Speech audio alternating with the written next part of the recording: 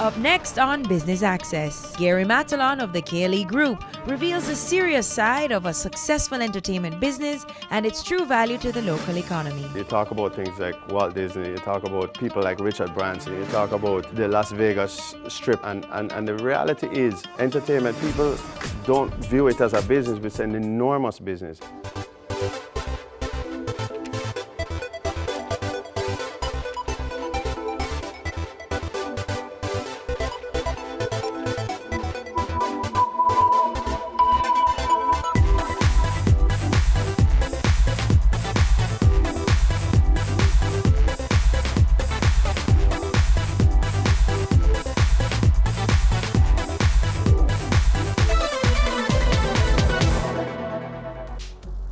Welcome to Wealth Magazine's Business Access, a different kind of business show. In today's interview segment, I have a man with me who takes entertainment seriously.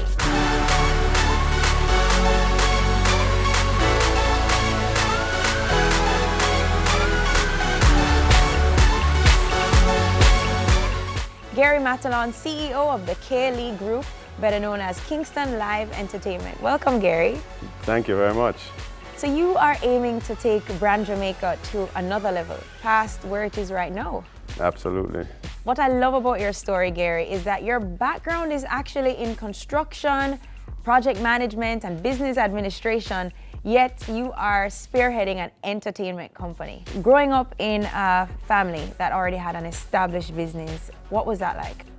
Well, I was born here in Jamaica and left when I was 2. So my parents migrated to the States and we were living in Florida. So I actually grew up outside of Jamaica for a lot of my earlier years. Really? Certainly at that time, the family had a lot of business going on and was, you know, in the forefront of the public eye a lot and that sort of thing. But because I was kind of a little removed from it, it wasn't something that was as significant for me. We were spoiled growing up. We had pretty much anything we could have ever wanted. We had a great family life and, you know, it really was just a lot of fun and I think maybe I may have taken it too far at times. I was the class clown and you know, I was an athlete. I played football and just had a lot of fun and wasn't the best student growing up, but I got through.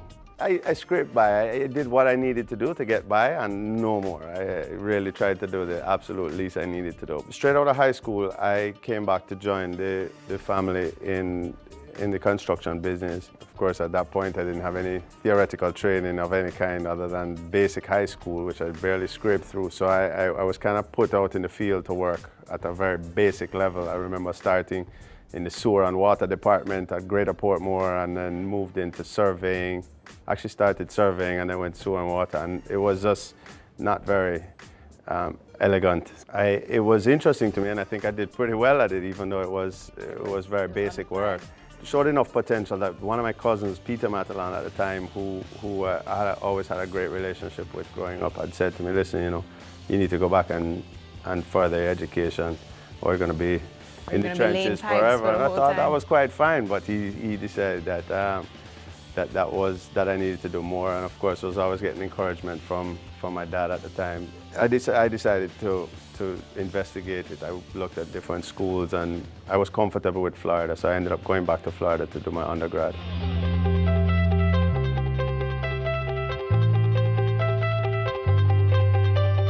I went back to university and I continued with my antics from high school, and the first couple of years where I didn't really do that well. I was having a bit too much fun. And then I think the big turning point was when another cousin, Joe, I had come back for a summer and was working throughout the summer, and he wanted to see my results, and he was like, you know, you're up there fooling around. Are you either going to do this thing seriously or not? We're not doing it at all. And I think that was kind of a big wake-up call for me. I had never been really lectured by it before. It scared me straight. So I, at that point, went back up and decided, you know what, I need to really start taking it a bit more serious. And it showed that I had the potential all along. And because I went from doing very mediocre to doing exceptionally well, and I actually finished out my last 2 years of university at the top. I mean, I did really, really well with my undergrad, and I started to enjoy it too. I really loved it and got a lot out of it. And then, of course, coming home, joining the family business, you got back into it again, and then you moved out of the family business to another construction company. Describe that journey. Being a young person in such a well-established, powerhouse of an organization, it was very difficult for me to kind of break out and spread your wings. And at that point, I said, well, I need to do something. So I started doing my MBA online while working I was at West Indies Home Contractors at the time as a project manager on a 600 house development. So I had a fair share of work, but decided that I gotta get further ahead. And halfway through that, I said, I've been exposed to a lot of things in the MBA, and I just felt that, you know what, I want to give it a go on my own. And got together with a friend of mine named Dayton Levy, and we had always had a good relationship before that and bounced ideas off of each other. And we thought, we can carry management to a whole nother level, outsourced management, and we both had project management background, so we decided to give it a shot. And we started a project management firm called Newstone. How did your family feel about that? You know what? I got a lot of support. I think they understood my position. It wasn't a bad separation in any way, shape, or form. At the time, I remember going to speak to Joe, and he gave me a lot of encouragement. All of that actually was happening at the same time that I had a 1-year-old daughter, and my wife was pregnant with my second child. So, of course, I went from having this secure position in a family business to now starting a business on my own. A student and a father. Exactly. And a father to be. All at the same time. What was your household like during that time period? I mean, Tina, your wife, must have just been holding the fort. Absolutely, as she does so well. Whoever knows Tina knows she's solid, and she definitely was able to keep it all together. Don't go anywhere. More on my story when we return to Wealth Magazine's Business Access.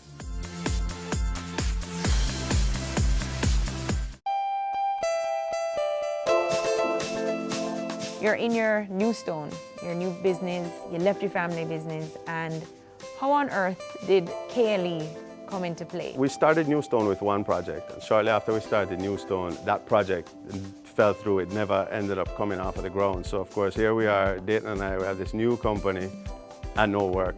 So we're not taking a salary, so I'm not contributing anything at that point in time. That was going for a couple of months, and we got our big break, and it was a 500-acre housing development on the north coast in St. Anne called Richmond.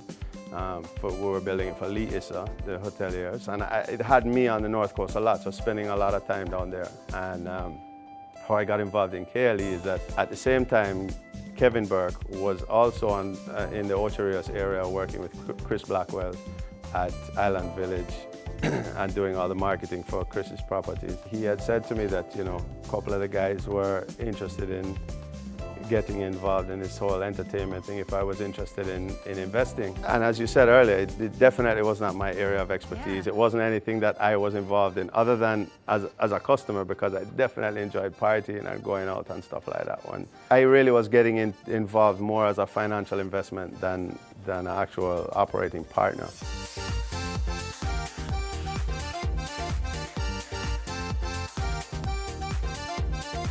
So KLE really started out as Fiction Lounge. Correct. Fiction was our first venture. Right, but there was no long-term vision for what we're seeing today. The 7 founding members, including Tina, we always had grand ideas of a lot of great things to come. I felt I was more the realist and trying to keep it in check and saying, well, look, we're investing in this first thing. Let's put our energy and effort behind it. Make sure it's a success before we start talking about other things. But when we talk about a concept, I'm immediately visualizing how it's going to be executed. That's the project management side of you. So breaking it down like that is what I do, and I think that helps us to kind of carry the various ideas through the selection process and eventually emerge with whatever it is that we're bringing to the public. We just felt that there was so much potential for not only entertainment locally, but brand Jamaica being as big as it is globally, to utilize the power of that and to benefit from that in the global markets, in the overseas markets. And the idea for Usain Bolt's Traxon Records. One of the things about the Traxon Records brand, we thought that we'd have a better chance going internationally if we could attach one of our Jamaican celebrities to the brand. So the Traxon Records brand really being about brand Jamaica, we thought it worked well with, you know, Usain Bolt's Traxon Records, or Shaggy's Traxon Records, or Sean Paul's Traxon. We have so much star power right here in little Jamaica that spans the globe. And certainly Usain being at the top of the food chain was our initial target, and we went and we eventually got a meeting with him and went and presented. And after numerous presentations, meetings, discussions, they loved it from the onset. I mean, there was no question about the concept and how we sold it to them. The team, including Usain, were just in love with it, and from there it was just about developing how the relationship was going to work and getting it to the point of a contract.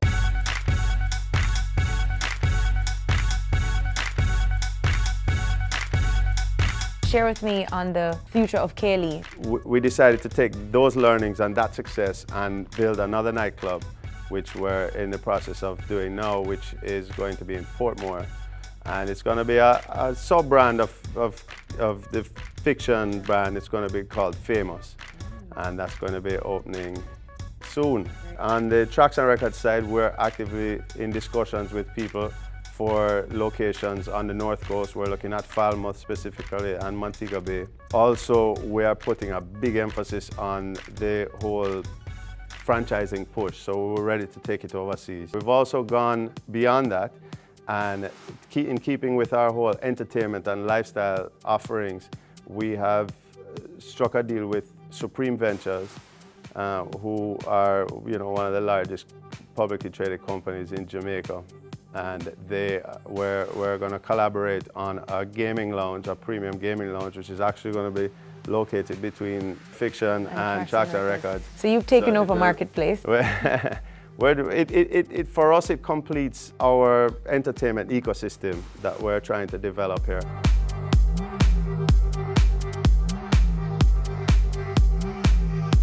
You're going out of town not only with Traxon Records, but I'll be able to own a piece of property. That's right. Well, one of our partners, one of the founding partners, is an architect, and he had identified a property that was becoming available in Arakabessa. We thought it would be an amazing opportunity to create a whole villa community. We could sell the real estate and also maintain a whole integrated lifestyle offering down there as well. We put some structure to the idea, and we went and we pitched it to a couple of people. Long story short, we ended up in a partnership with Sagicor Life, who is, again, like SVL, one of the largest companies in Jamaica, publicly traded, and we've successfully negotiated and contracted. Us and them have created a partnership to execute this development.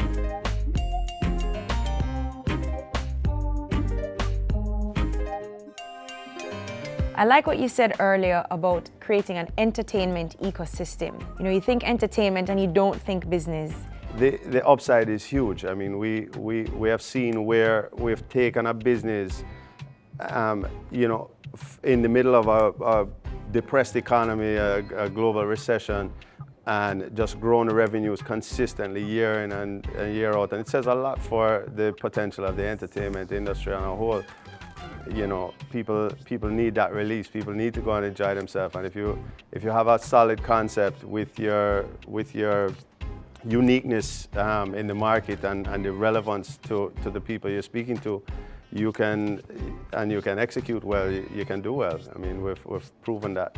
You talk about things like Walt Disney. You talk about people like Richard Branson. You talk about the Las Vegas Strip and how that was all developed. And the reality is, you know, entertainment, people don't view it as a business, but it's an enormous business. And it's a business that's one of those that is pretty robust in the sense that it doesn't, although it is impacted by external environmental issues, it definitely is one of the more consistent businesses, and we've seen it where, my initial investment into this company has grown in value by 15, 16 times in the space of 3.5 short years.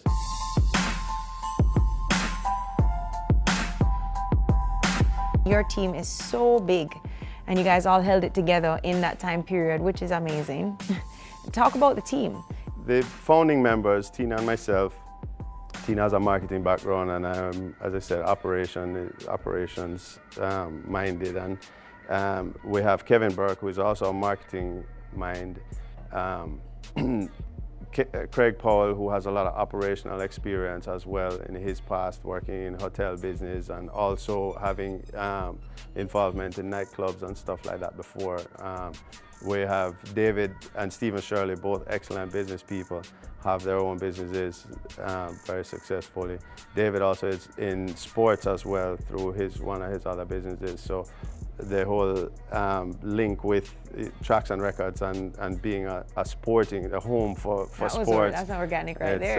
Yeah, exactly. And of course, Zohar Jarrett is our architect, so he's responsible for a lot of our swag. What we see. Yeah, man. Right here. Anywhere you go that KLE is involved with, we definitely draw on him to keep it relevant, keep it sexy, to make sure that we're where we need to be. So it's a great group. The one lesson I can take from your team is to try and cover as many areas as possible, especially when you're thinking big and you have a vision for a group of companies and a group of brands.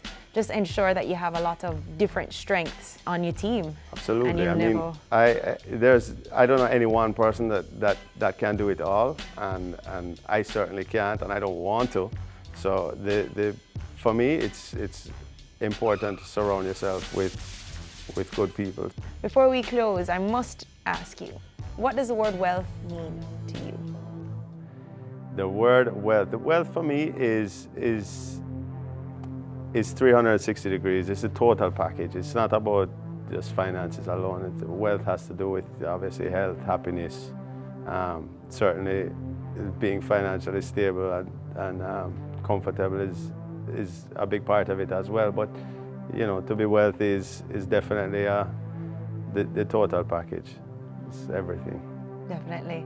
Well, thank you very much. From a high school slacker to a CEO of one of Jamaica's fastest growing companies, Mr. Gary Matalon, CEO of the KLE Group. Thanks again for coming on our show. Thanks for having me. We'll be right back after this. It's Wealth Magazine's Business Access.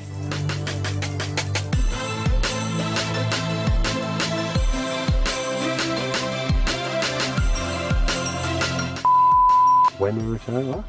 Don't go anywhere. More on my story when we return to Wealth Magazine Business Access. Sorry.